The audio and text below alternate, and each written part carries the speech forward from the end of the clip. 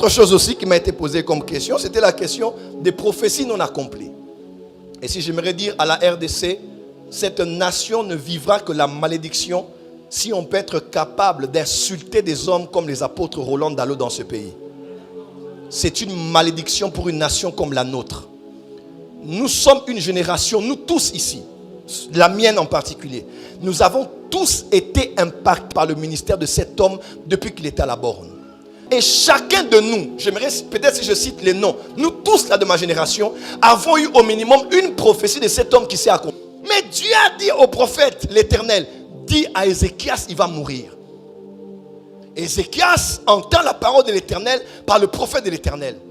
À peine le prophète est en train de sortir, le roi n'a même pas beaucoup prié. Il a dit, Seigneur, tu ne feras pas ça. Mais frère, si nous en tant que père, on ne parle pas de ça, on va laisser une génération des impolis grandir dans le corps du Christ.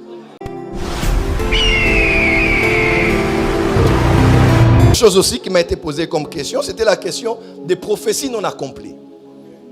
Est-ce que je peux parler ici? Et je sais que j'en parle pour ceux qui sont dehors. Je n'en parle pas pour la porte des cieux. La porte des cieux connaît le prophétique. La porte des cieux connaît le monde spirituel. La porte des cieux connaît les futurs. La porte des cieux connaît toutes ces choses. Donc je ne le fais pas pour vous, mais je le fais pour ceux qui ne connaissent pas comment les choses fonctionnent dans le monde spirituel. Et avant de dire quoi que ce soit, je préfère me mettre en arrière et interpeller l'église du Congo. Vous savez, il y a une chose qui risque de nous ramener au plus bas de notre expression en tant que nation, en tant que peuple par rapport à notre culture. C'est la culture du manque du respect aux aînés. Tu peux ne pas aimer quelqu'un, tu peux ne pas croire en quelqu'un, mais il faut avoir beaucoup de recul quand tu veux parler de quelqu'un qui est plus âgé que toi, dans l'âge physique et dans l'âge spirituel, quelqu'un qui est marié, quelqu'un qui a des enfants et quelqu'un qui a rendu d'énormes services au corps du Christ et qui en rend autant encore à la nation aujourd'hui. J'ai vu les réactions des gens par rapport... J'ai vu, croyez-moi j'ai vu, mais je n'ai pas tout vu. J'étais trop occupé à me reposer un peu à Paris. Et je travaillais au niveau de l'église, mais j'ai vu quelques réactions. Et si j'aimerais dire à la RDC, cette nation ne vivra que la malédiction si on peut être capable d'insulter des hommes comme les apôtres Roland Dallot dans ce pays. C'est une malédiction pour une nation comme la nôtre. Nous sommes une génération, nous tous ici, la mienne en particulier, nous avons tous été impactés par le ministère de cet homme depuis qu'il était à la borne, depuis qu'il était à la jeunesse de la borne, depuis qu'il prêchait dans les cellules, depuis qu'il prêchait dans d'autres églises de la borne ou dans d'autres églises de la ville. Nous avons tous été bénis par son ministère et chacun de nous, j'aimerais peut-être si je cite les noms, nous tous là de ma génération, avons eu au minimum une prophétie de cet homme qui s'est accompli. Nous tous ici. Aujourd'hui, cet homme est à la brèche. À chacun de ses programmes, il prie pour la nation, il a un drapeau autour du cou. À chacun de ses programmes, alors que nous on prie pour le mariage, pour autre chose, cet homme prie pour la nation, lui ainsi que sa famille. Il est à la brèche pour le chef de l'État. Il est à la brèche pour l'église de ce pays. On peut ne pas être d'accord avec ce qu'il fait parce qu'on est d'une autre confession religieuse. Mais cet homme est un homme qu'on doit célébrer et acclamer dans ce pays. Mais voir comment des gens attendaient que ce qu'il a dit puisse se réaliser pour certifier qu'il est un vrai homme de Dieu, ou si ça ne se réalise pas pour dire que c'est un faux homme de Dieu, c'est avoir un pays qui a un problème sérieux d'éducation, tant spirituelle que familiale. Quelqu'un peut dire amen bien. Je le dis pour l'apôtre Roland ou pour n'importe quel aîné. Vous me connaissez, ce sont les valeurs que je défends, ça fait des années. Un pasteur qui est au Canada a failli attaquer le pasteur Roland, ça fait quelques années. Je l'ai ramassé sur les réseaux sociaux. Parce qu'il y a des fois où si nous on ne parle pas, on va considérer que certaines choses qui se font sont normales. Le problème au fait c'est quoi? Donc le pasteur Roland est moins homme de Dieu parce qu'il a dit que quelqu'un allait mourir, quelqu'un d'autre sur la chaise roulante. C'est à cause de ça qu'on vérifie, c'est le baromètre sur lequel on vérifie la crédibilité ou la capacité d'un homme de Dieu d'écouter la voix de Dieu. Vous êtes vraiment sûr? Vous êtes vraiment... Et on est dans une nation où un homme comme celui-là qui est un patriarche aujourd'hui, on doit l'insulter. Je vois même des journalistes qui se disent chrétiens, des pasteurs qui sont en train de jouer, vilipender. Vous savez, nous là, nous on a l'habitude. Moi j'ai changé. Avant j'étais papa. Maintenant j'ai changé. Je suis marié. Ouais. J'ai des églises, j'ai une famille. J'ai des gens qui me regardent. Je ne peux plus parler comme je parlais avant. Je peux lancer un live directement, commencer à parler. Je n'ai pas besoin de ça. Nous, on est habitués déjà à ça parce qu'on connaît le Congolais. Le Congolais peut te célébrer aujourd'hui, t'insulter demain, te célébrer après-demain.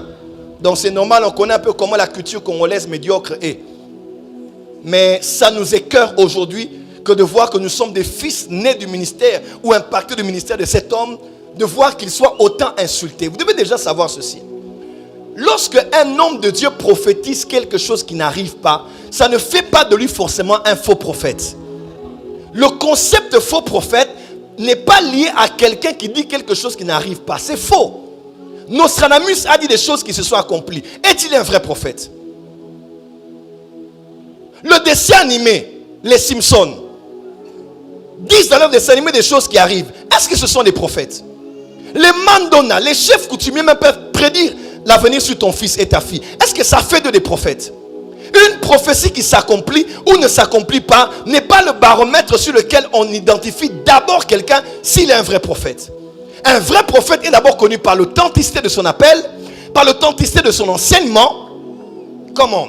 Par l'authenticité de sa vie, et après par le charisme. Le monde des charismes prophétiques est un monde tout à fait complexe. Dieu dit à Ésaïe, nous sommes dans Ésaïe 38, il dit: Ésaïe, lève-toi. L'Éternel a dit à Ésaïe, va dire au prophète, au roi Ézéchias qui est malade. Dis à Ézéchias qui prépare sa maison, cette maladie l'emmène à la mort. Point barre, c'est la prophétie qu'il a donnée. Donc l'assistant du prophète Ésaïe entendait, il a dit, Dieu a dit au prophète que le roi va mourir. Est-ce que Dieu change ses paroles? Non. Est-ce que Dieu ment? Non. Est-ce que Dieu réfléchit avant de parler? Oui. Est-ce que Dieu pense, réfléchit avant de sortir une parole? Oui. Mais Dieu a dit au prophète, l'Éternel, dit à Ézéchias, il va mourir. Ézéchias entend la parole de l'Éternel par le prophète de l'Éternel. À peine le prophète est en train de sortir, le roi n'a même pas beaucoup prié. Il a dit: Seigneur, tu ne feras pas ça. Moi, je suis là, je te crains. J'ai beaucoup fait pour la réforme du temple. J'ai augmenté le salaire des sacrificateurs. J'ai amené beaucoup de réformes, Seigneur. Tu ne peux pas permettre ça. Et le prophète était encore à l'extérieur. Le même Éternel qui avait dit A, il est encore revenu et il a dit. Il est encore revenu, il a dit: dis au roi, il ne meurt pas. Je rajoute 15 autres années. Est-ce que Dieu a menti? Il n'a pas menti. Mais seulement, je vous ai dit, il y a plusieurs futurs dans le monde spirituel. On peut avoir dit quelque chose sur quelqu'un, mais qui ne s'accomplit pas parce que la personne a prié. Qui sait, entre le temps où l'apôtre a donné le message prophétique, parmi les candidats, celui qui était choisi pour mourir s'est repenti, a cherché Dieu, a jeûné, a fait des aumônes, s'est mis à part pour Dieu. Qui le sait? Qui sait si cette personne y allait le voir en secret pour dire: prie pour moi? Je ne suis pas forcément avec le pouvoir, mais prie pour moi. Qui sait? Mais le Congolais, quand il voit comme ça, un homme qui est un père de famille, il a combien d'années de mariage, de ministère? Et toi, tu es un petit prophète de TikTok qui fait des lives. Tu ne connais même pas le monde spirituel. Et tu dis: apôtre Nabi Noana, apôtre Dalo, allô? C'est ton ami? C'est ton camarade? Nous, on a été à Philadelphie. Jusqu'à aujourd'hui, on respecte cet homme. Je ne suis plus avec lui. Mais frère, si nous, en tant que père, on ne parle pas de ça, on va laisser une génération des impolis grandir dans le corps du Christ. On a le droit de vouloir comprendre. On a le droit de s'exprimer. Mais on a le devoir de peser nos paroles quand on parle de certains hommes de Dieu. On a le droit de parler, on n'a pas compris comment ça s'est fait le contraire. On peut poser la question, on peut contacter les gens, on peut demander une émission pour comprendre. C'est tout à fait légitime. On n'est pas dans un pays dictatorial, n'est-ce pas? Quelqu'un n'a pas compris, peut demander pourquoi la personne n'est pas morte, n'est pas sur une chaise roulante. Mais aller au niveau d'insulter, ce pays est maudit. Il faut qu'on demande pardon à Dieu. Parce qu'on joue avec les personnes qui modèlent le futur. Vous savez qu'il y a des hommes qui modèlent le futur. Il y a des personnes qui sont là, qui travaillent pour que le futur puisse bouger, puisse changer. Dieu dit à Jonas, Jonas va à Ninive, parle. Jonas fuit. Jonas arrive à Ninive et il dit: ainsi parle l'Éternel, dans 40 jours, Ninive ne sera plus. Et il part. Est-ce que c'était une prophétie? Ninive devait être détruite ou pas? Hein? Donc après 40 jours, on devait voir Ninive qui n'existe plus. Mais au 41e jour, le prophète a regardé et l'assistant du prophète a regardé s'il était là. Ninive était encore là et les gens mangeaient, vivaient, dansaient. Le 20 est passé. Qu'est-ce qui s'est passé? Dieu avait parlé, mais le futur a été modifié. Par quoi? Par la prière et l'attitude de ces hommes qui ont cherché et qui ont prié Dieu. Il y a beaucoup d'exemples comme ça dans la Bible, mes frères et sœurs. Beaucoup d'exemples. Dieu dit à Abraham dans Genèse 15. Qu'est-ce qu'il a dit à Abraham? Il dit, mais ta postérité vont aller 400 ans sur une terre étrangère. Mais quand ils sont sortis, c'était 430 ans. D'où venaient les 30 autres années? Dieu avait-il menti? Non. Joseph, de sa famille, a rêvé. Il a vu l'étoile, il a vu le soleil, la lune, et les étoiles se prosternaient devant une étoile. Et le père a compris, il a dit, le soleil c'est moi, la lune c'est ta mère, les étoiles ce sont tes frères. Est-ce que tu veux dire que nous tous, nous allons nous prosterner devant toi? Est-ce que le rêve était vrai? La révélation était vraie? Les images dans la révélation étaient vraies? Mais est-ce que vous savez que lorsque cette prophétie dans le rêve s'est réalisée, la lune n'était pas là?